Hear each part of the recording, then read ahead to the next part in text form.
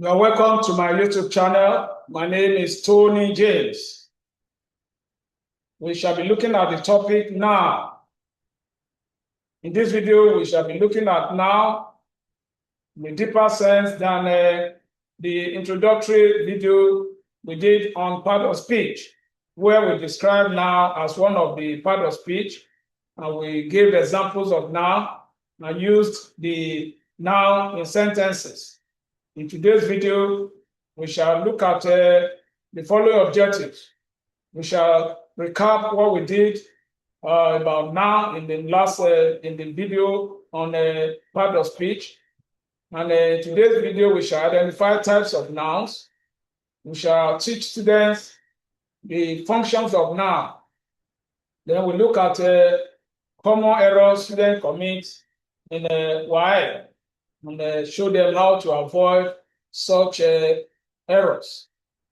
But before we go ahead to this video, I want to mention that this YouTube channel is out to help students to prepare for WAEC exams.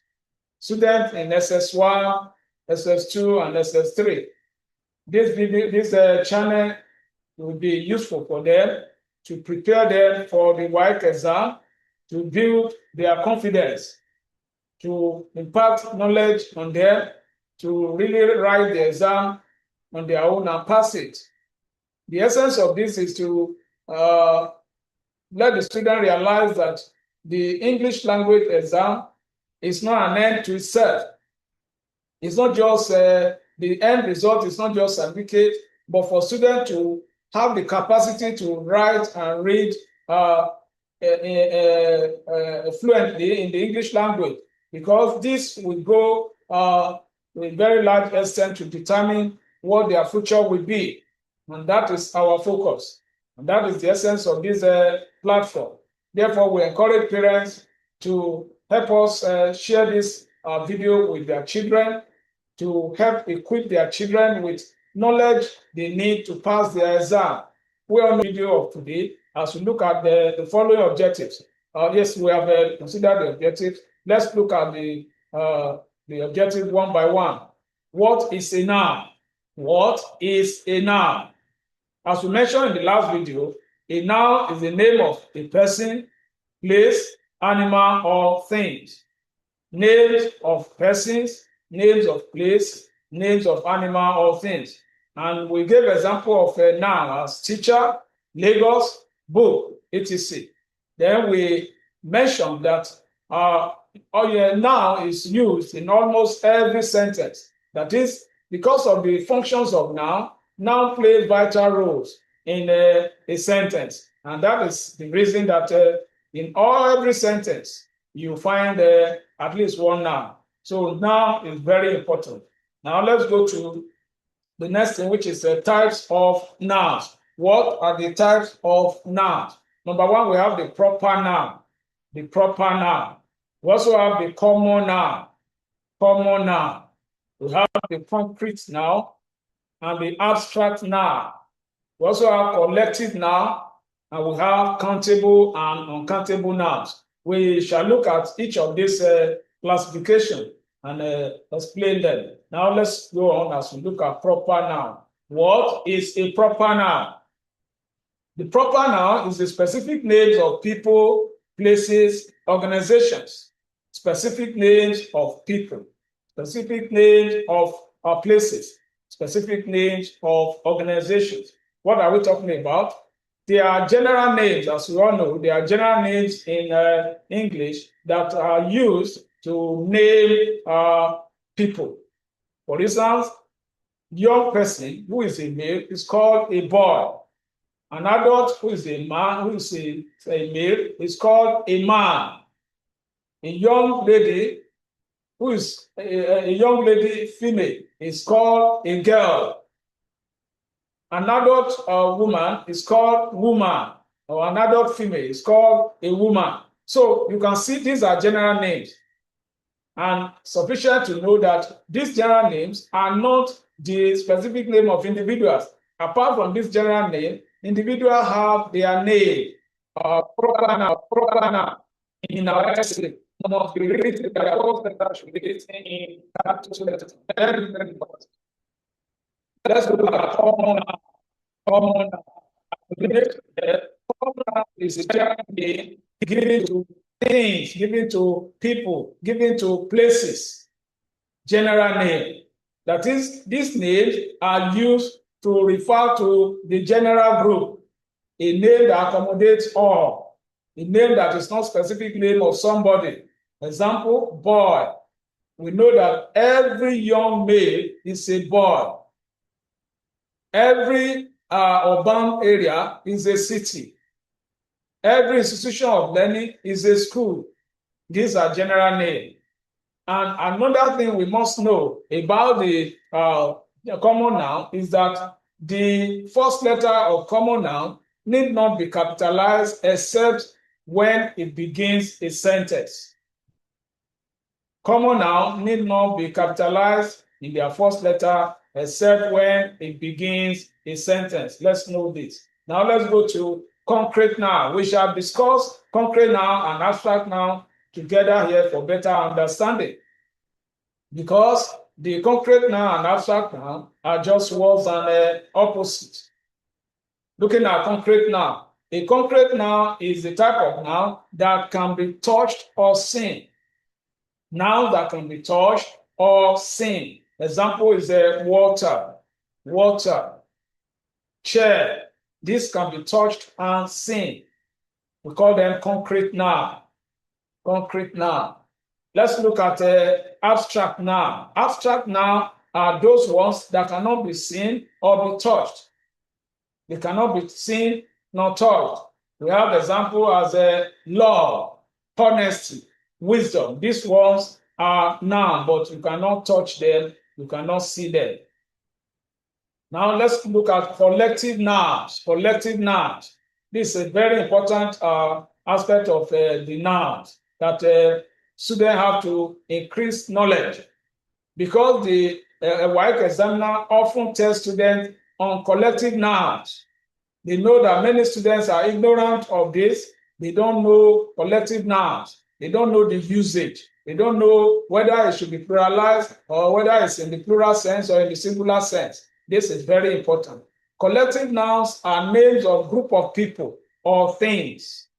Collective nouns are names of group of people or group of things. And it is important that we know that the collective noun is not pluralized. You don't pluralize the collective noun because it's a name given to groups. So there's no point pluralizing it. Example, we have team, class, flock. Have this singular idea that collective nouns need not be pluralized. Anywhere you see them in the sentence, you don't pluralize it. And we will talk more about this when we look at subject-verb agreement. Let's look at the next one. That is countable nouns. Countable nouns. These are nouns that can be counted. Nouns that can be counted. Example, we have book, books, student, students. So one thing about countable nouns is that they have singular and plural. We have it in singular and plural. Now let's look at the uncountable nouns. The uncountable nouns are nouns that cannot be counted. They cannot be counted, either by their nature or by rule. They cannot be counted. Example, we have water. Water cannot be counted. Advice, information. All these are uncountable nouns, and uncountable nouns are not meant to be pluralized or taken as a singular. You don't talk about singular or plural with uncountable nouns. That is why most of the uncountable nouns are measured. They are measured. They are better described in measurement. For instance, you have a gallon of water, a cup of water, a bottle of water. So you cannot count water. Information. You rather have pieces of information, not informations. You have some advice, not some advices. So these and many others are examples of uncountable nouns. and students must ensure to use them in the correct way. Now let's look at now as a subject. I want to consider them one by one now. Like I listed out the functions of the noun. Noun functioning as a subject, noun functioning as object, noun functioning as an object of verb, functioning as object of a preposition, and the noun functioning as a complement. Now let's show us this with example. Let's show us this with example. Number one, noun as a subject. Now as the subject of the sentence. Look at it. The boy is playing. The boy is playing. I told you that the subject of the sentence is the doer of the action in the sentence. So in this example now, boy is the subject. It's the one playing. So the noun functions as subject, as you can see in this example. Let's move to the next one. Noun functioning as object of a verb. Object of a verb. I mentioned to you also that the object of a verb is the recipient or receiver of the action in the sentence. Look at this example. She bought a book. She bought a book. The word book there is the object, the receiver or recipient of the action in the sentence. What is the action in the sentence? Bought. So what she bought is the book. Book is the object of that sentence. Now let's look. John is a teacher. This sentence will not be complete except unless the word teacher is added. If we remove the word teacher, the sentence becomes John is a. The meaning will not be complete. So the noun comes in there to complete the sentence. The noun comes in to complete the sentence. And therefore we say that noun serves as a complement of the sentence. Let's quickly look at noun formation. That is, how do we form nouns? Nouns are formed through verb or adjective. And you can see in many instances, when you add the suffix er to teach, the verb form, it becomes teacher, which is the noun form. Then we also add suffixes to some adjective to form the noun. Look at this adjective, happy. When you remove y and you add iness to the remaining thing, you have happiness.